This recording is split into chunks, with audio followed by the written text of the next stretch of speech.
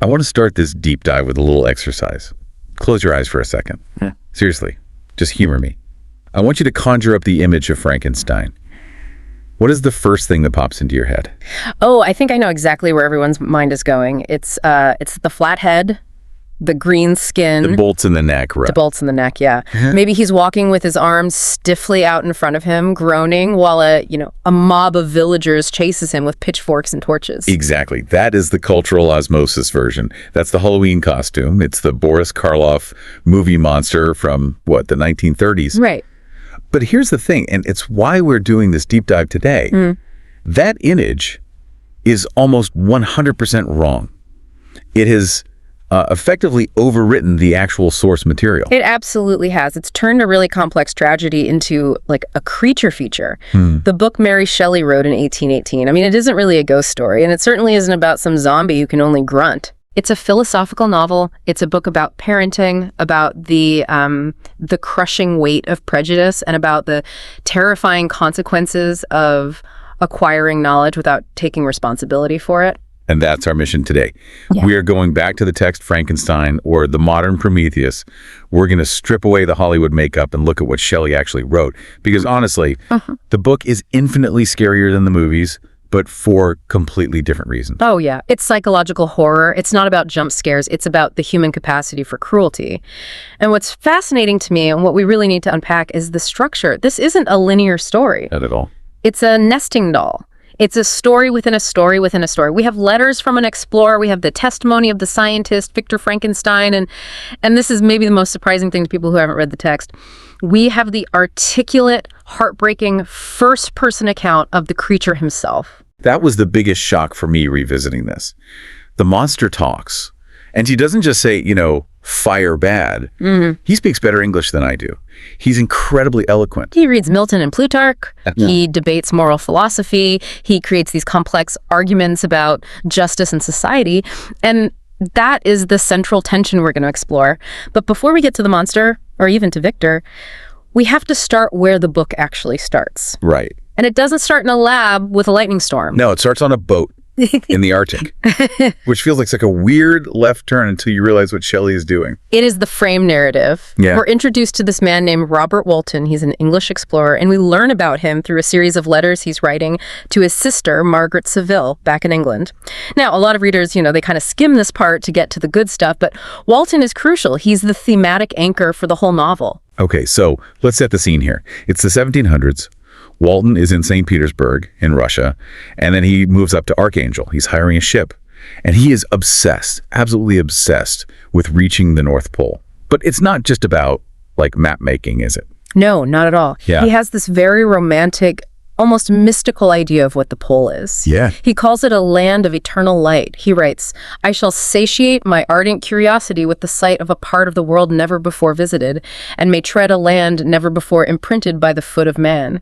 He literally thinks the sun is always shining there. Wow. For him, it represents the ultimate knowledge. He wants to discover the secret of the magnet, why the compass needle points north. There is a specific line in that first letter that really struck me as the key to his character. He writes, "I preferred glory to every enticement that wealth placed in my path." That word glory. Yes, glory. He doesn't want money. He wants to be immortalized. He is incredibly intense, and that intensity is the first parallel we see. Walton serves as a mirror for Victor Frankenstein. They are the same archetype. The overreacher. Exactly, the overreacher. They are men so obsessed with discovery, so obsessed with doing something great for mankind, that they lose sight of the danger. They are willing to sacrifice their crews, their comfort, their own lives, just to know something no one else knows. But despite all this ambition, despite being on this grand adventure, you can tell Walton is miserable. There's a palpable sadness in these letters. He writes to his sister, "I have no friend." Yes, that is in letter 2. It's such a vulnerable admission. He says, "I have no friend, Margaret. When I am glowing with the enthusiasm of success, there will be none to participate my joy. If I am assailed by disappointment, no one will endeavor to sustain me in dejection." He's desperate for a peer. He craves an intellectual equal. He feels isolated by his own ambition. Which is such a massive foreshadowing, isn't it? I mean, everyone in this book is desperate for a friend. Walton wants a friend. Victor had a friend, but basically destroyed him. The creature would burn the world down just to have one friend. Precisely. Loneliness is the engine that drives the horror. If these characters had genuine connection, the tragedy might have been averted. So, Walton is stuck in the ice. It's August, but they're surrounded by these vast plains of ice, and suddenly they see something impossible. A dog sled. But it's not a normal dog sled. Walton says they see a being which had the shape of a man, but apparently of gigantic stature, driving the sled about half a mile away. This is our first glimpse of the creature, and you have to note the reaction. It's wonder mixed with confusion. I mean, they are hundreds of miles from land, and here is a giant speeding across the ice. Then he's gone. He disappears into the mist. They can't catch him. But the next morning, the ice breaks up, and they find another sled. And this one has a normal-sized guy in it. Yeah. And he is in bad, bad shape. Wretched shape. Emaciated, frozen, drifting on a single floe of ice. This is Victor Frankenstein. But here is the detail that tells you everything you need to know about Victor. Oh, this part is wild. Even in this condition, literally freezing to death, he refuses to board Walton's ship until he asks a specific question. He asks, "Whither are you bound?" I mean, can you imagine? You're dying on an iceberg, a ship pulls up to save you, and you're like, hang on, are you going north? Because if you're going south, I think I'll just stay here on the ice. He shows his monomania. He is pursuing the giant. He only agrees to come aboard when he hears they are heading north on the same trajectory as his enemy. And this is where that friendship dynamic just clicks in for Walton. Yeah.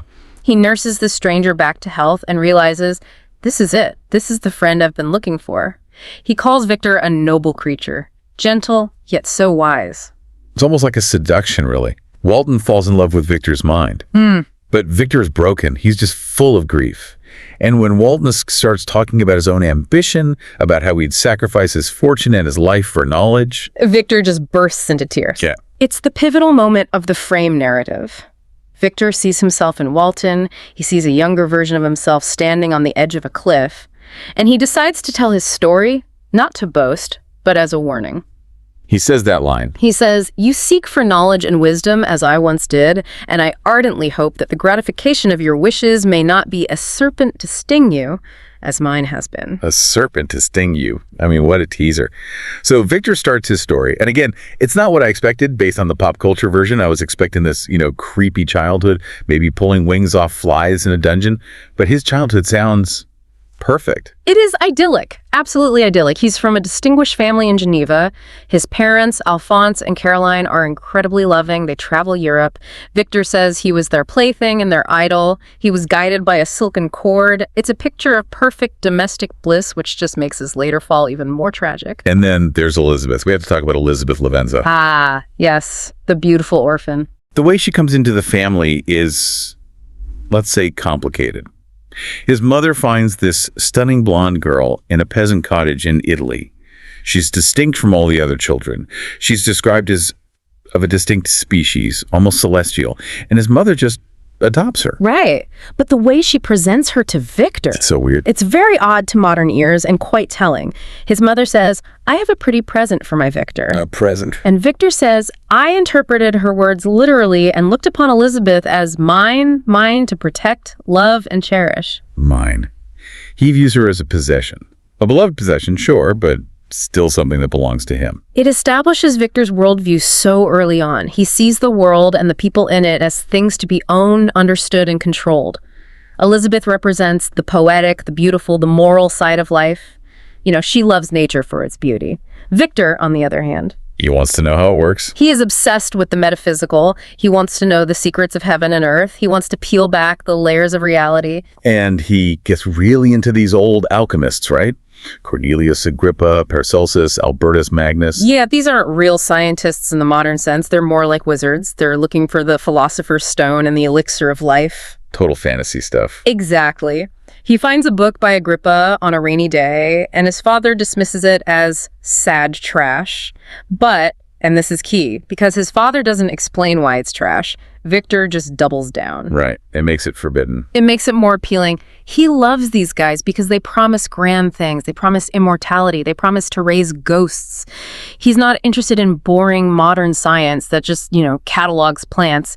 He wants glory. He wants to banish disease from the human frame. He wants to be a god. But then he goes to the University of Ingolstadt at age 17. Mm-hmm. And reality hits him pretty hard. His first professor, M. Krampf, basically laughs in his face. Kremp is the realist. He's the pragmatist. He tells Victor he's wasted his time on nonsense. But then he meets Professor Waldman, and Waldman is the catalyst. He is. He gives a lecture that changes Victor's life, and ultimately ends it. Waldman admits that modern scientists might seem like they are just, dabbling in dirt, focusing on microscopes and crucibles, but then he says something that just hooks Victor so deeply. I have the quote right here.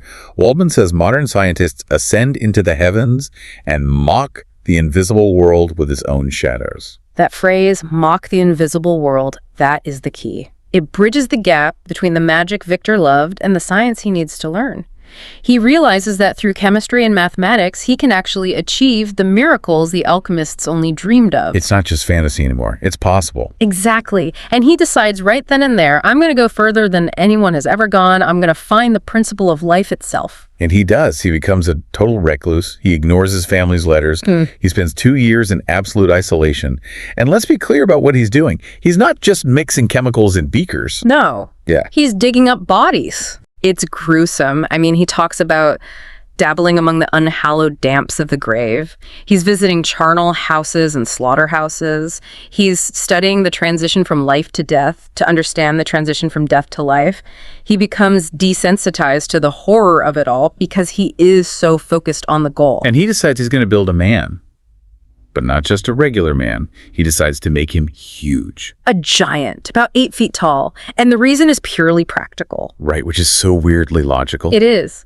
He says the minuteness of the parts was a hindrance to his speed. It's hard to work with tiny nerves and veins, so he just scales it all up. And he thinks he's making something magnificent. He says, a new species would bless me as its creator. He expects gratitude. Yeah. He expects beauty. He thinks he's going to be a benevolent god. And then the night comes. Chapter 5.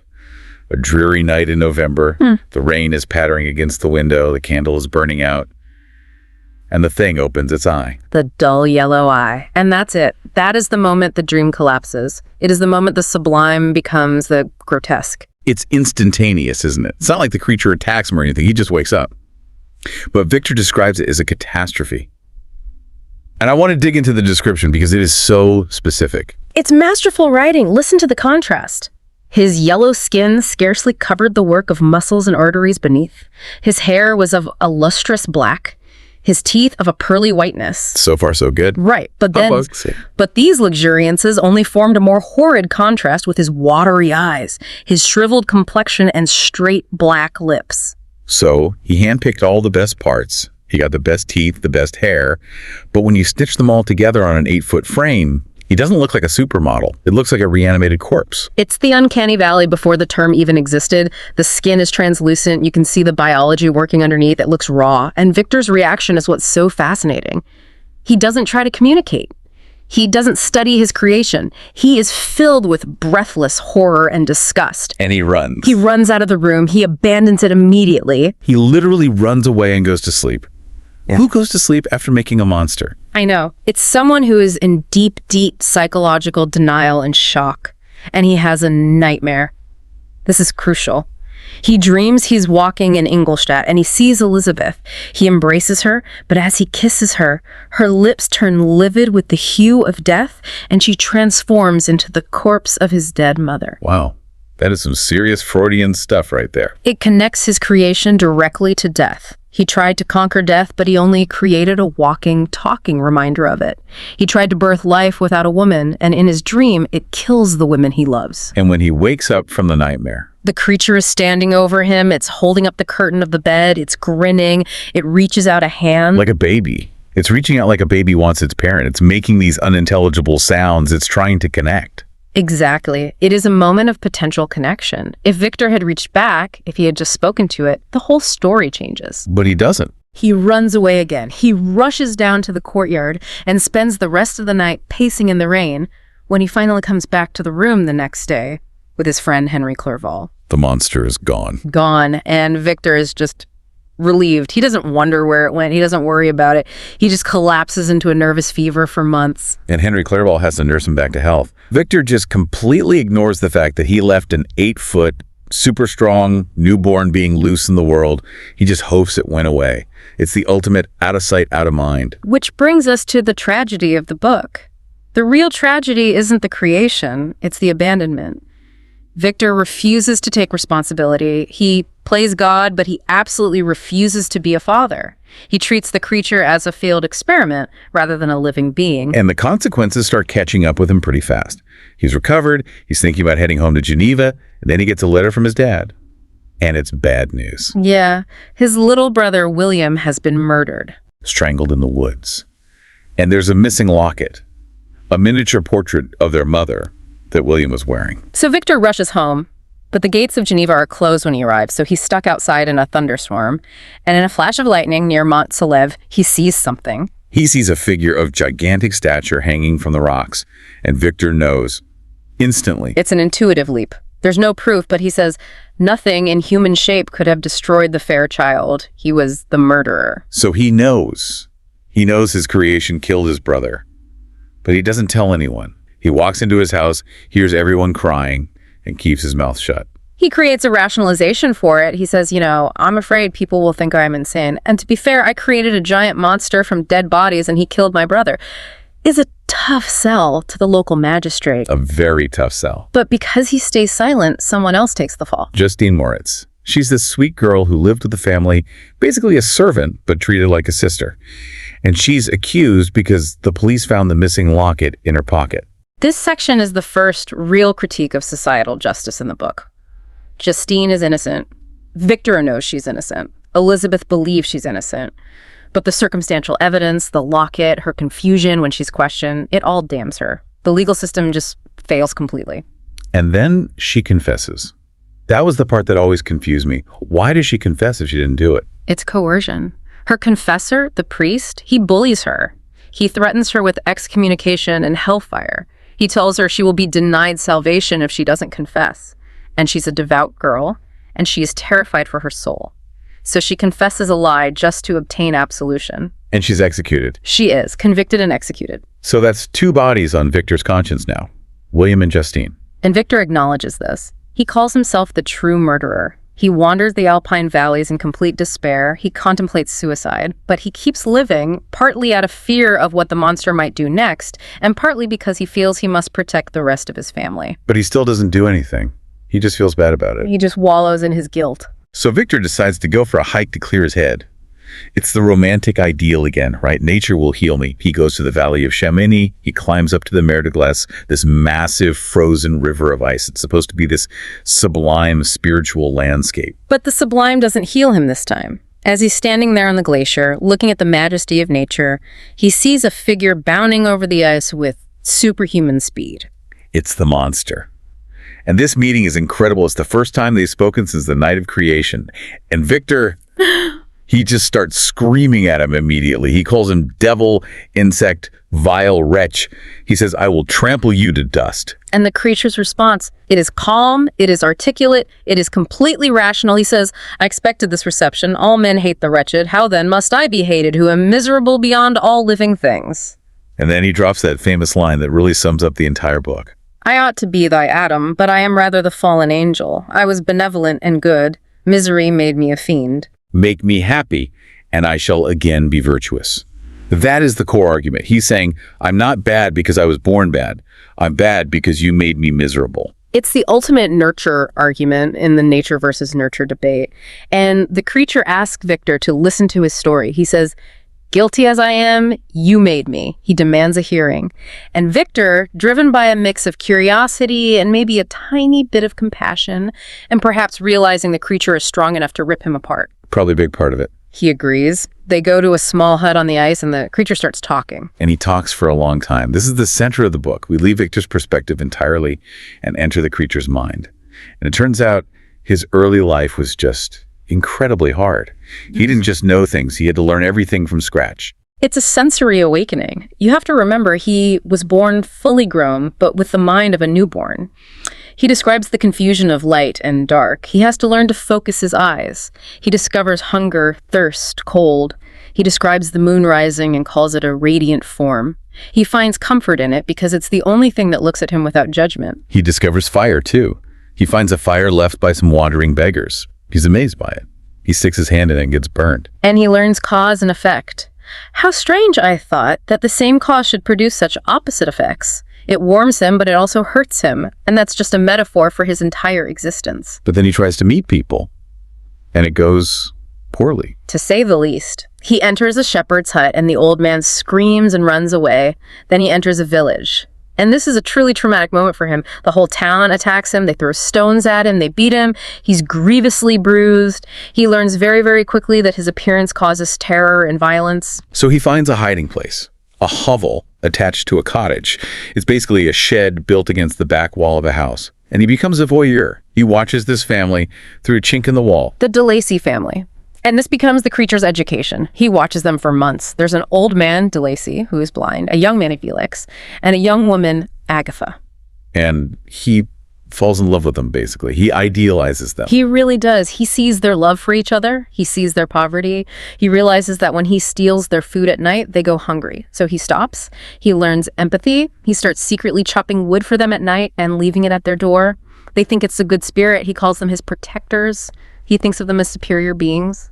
And this is how he learns language. He figures out that the sounds they make correspond to objects, fire, milk, bread, and also feelings good, unhappy. But the big leap happens when a stranger arrives. Saifi.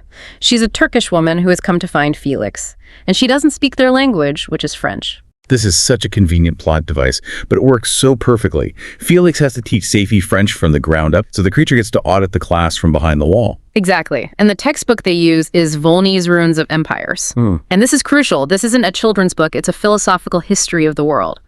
So the creature learns about the stupendous genius of Greece, but he also learns about wars, massacres, and the slothful Asiatics. He learns about the duality of man. He learns that humans are great, but also absolutely terrible. He says, was man indeed at once so powerful, so virtuous and magnificent, yet so vicious and base? And he also learns about society, about rank, descent, wealth. And this triggers a massive identity crisis. He realizes he has none of that. He asks himself, who was I? What was I? He realizes he's not just poor. He's not even the same species. He has no past, no family, no history. He's a singular anomaly in the universe. And then the intellectual awakening goes into overdrive. He finds a leather portmanteau, a suitcase in the woods. It contains clothes and 3 books. The Library of the Monster. These 3 books shape his entire personality. Plutarch's Lives, The Sorrows of Werther, and Paradise Lost. Okay, let's unpack these because they are absolutely not random choices by Shelley. Not at all. Plutarch's Lives is a history of Roman and Greek heroes. It teaches him about public virtue, about lawgivers, about men who sacrifice for the greater good. It teaches him to admire noble men. Okay. The Sorrows of Werther is a novel by Goethe. It's incredibly emotional. It teaches him about domestic life, about intense feelings, and also about suicide and gloom. It gives him an emotional vocabulary. But Paradise Lost, that's the big one. That's Milton's epic poem about the fall of Lucifer and the creation of Adam. It is the lens through which he views his entire existence. He reads it as a true history. He tries to figure out where he fits in this cosmology. He compares himself to Adam created by God, united by no link to any other being. But he realizes the difference. Yeah. Adam was happy, Adam was perfect, and Adam was protected by his creator. So he decides he's more like Satan. He says, many times I considered Satan as the fitter emblem of my condition, for often, like him, when I viewed the bliss of my protectors, the bitter gall of envy rose within me. But then he notes that even Satan had fellow devils. Even Satan had friends in hell. The creature is utterly, completely alone. And to make matters worse, he finds papers in the pocket of the clothes he stole from Victor's lab. It's Victor's journal. Can you imagine the horror? He reads the clinical description of his own creation. He reads Victor's own words, calling him a filthy type, describing the disgusting circumstances of his birth. He finds out that his creator, his God, was literally vomiting with disgust while making him. That is just heartbreaking. It confirms that he was rejected before he even took a breath. But he still has hope. He thinks, okay, I'm ugly, I know that. But these people, the de Lacys, they are good. They are kind. They talk about virtue. If they just know me without seeing me, they'll love me. He pins everything on the fact that the old man, de Lacy, is blind. He won't judge by appearance. He reasons that if he can win the old man over, the old man can mediate with the younger ones. So one day, when Felix and the women are out for a walk, the creature knocks on the door. This scene had me on the edge of my seat. He goes in, he talks to the old man, and it works. The old man is kind to him. De Lacy listens. He hears the pain in the stranger's voice. He offers comfort. He says, "The hearts of men are full of brotherly love and charity." The creature starts to cry. He thinks he's finally found a connection. He thinks his isolation is over. And then the door opens. The family comes home. The catastrophe. Felix sees this giant monster clinging to his father's knees. He doesn't ask questions. He doesn't wait for an explanation. He assumes the monster is attacking his father. And he just goes for him. He tears the creature away and beats him with a stick. And the creature, he takes it. He could tear Felix limb from limb. He says he could rend him like a lion rends an antelope, but he doesn't. He refrains. He just runs away. His heart sinks with bitter sickness. This is the moment the benevolent creature dies. He returns later to the cottage, hoping to try again, but he finds it empty. The family has fled out of terror. They've abandoned their home just to get away from him. And that just breaks him. It does. In a rage, the creature burns the cottage down. He dances around the fire. It's his first act of real destruction. He declares everlasting war against the species, and more than all, against him who had formed me. But even then, there is one last flicker of hope. He travels toward Geneva to find Victor. On the way, he sees a young girl running along a riverbank. She slips and falls into the rapid stream. And he doesn't hesitate. He dives in. He saves her. He drags her to shore and tries to revive her. And a rustic man, maybe her father, seeing this monster bending over the girl, assumes he's attacking her. And he aims a gun and shoots him. Wow. The reward for benevolence is a bullet in the shoulder. He writhes in pain for weeks in the woods. That is the final straw. He realizes that no matter what he does, the world will only see what he looks like. So when he reaches Geneva and he runs into a little boy in the woods, he's already on edge. He thinks this child is young. He won't have prejudice yet. He's a blank slate. I can educate him to be my friend. But the child is not a blank slate. The child screams. He struggles. He calls him a monster, an ogre. He shouts, "Let me go, or I will tell my papa. He is M. Frankenstein. He will punish you." And the name. That name triggers the creature. Frankenstein. You belong then to my enemy. The creature realizes this isn't just a random child. This is a way to hurt Victor. So he strangles the child. It's William. And looking at the body, he feels a hellish triumph. He realizes he has power. He can create desolation. And then he finds the locket on the body. He sees the beautiful woman in the picture, and for a moment he softens. He gazes at it with delight. But then he remembers that a woman like that would scream if she saw him. But the delight turns to envy and rage. So he takes the locket and later finds a woman sleeping in a barn, Justine. He frames her. He puts the locket in her pocket. And his logic is twisted but profound. He says, the crime had its source in her. Be hers the punishment. He blames humanity, represented by beautiful women who would reject him, for his own actions. It's a turning point where he embraces his role as the villain. So he finishes telling this whole story to Victor on the mountain. Victor is horrified, but he's also moved. The creature's story is undeniably tragic. And then the creature makes his demand. He doesn't want money. He doesn't want forgiveness. He wants a wife. He says, "You must create a female for me with whom I can live in the interchange of those sympathies necessary for my being." He argues that if he has someone to love, he won't be evil. He says, "My vices are the children of a forced solitude." It's a compelling argument. He promises to go to South America, to live on acorns and berries in the vast wilds, to never see man again. He just wants one being who won't scream when they look at him. Victor initially says, no way. Absolutely not. He's terrified they'll breed a whole race of devils. He calls it wickedness. But the creature appeals to his duty. "I am thy creature. I ought to be thy Adam." Victor feels the weight of that responsibility. He realizes he owes him this chance at happiness.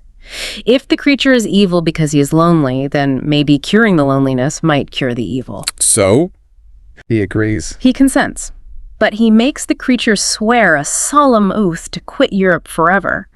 The creature is overjoyed. He says, "I shall watch their progress with unutterable anxiety, and fear not but that when you are ready, I shall appear." I shall appear. I mean, that is so ominous. It implies he's going to be stalking him. Totally. So Victor returns to Geneva, but he keeps putting it off. He needs to do more research to build a female. It's a filthy process, remember. He's not looking forward to digging up more bodies.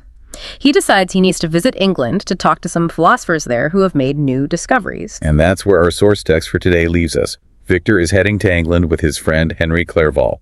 He's pretending to be happy, but he describes himself as having a devouring blackness overcasting him. He's a slave to this promise. And the monster is out there, watching, waiting for his bride.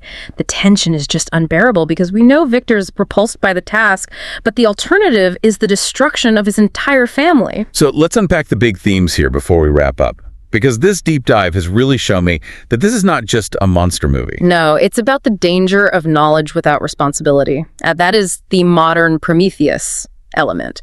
Prometheus stole fire from the gods and gave it to man, and he was punished eternally for it.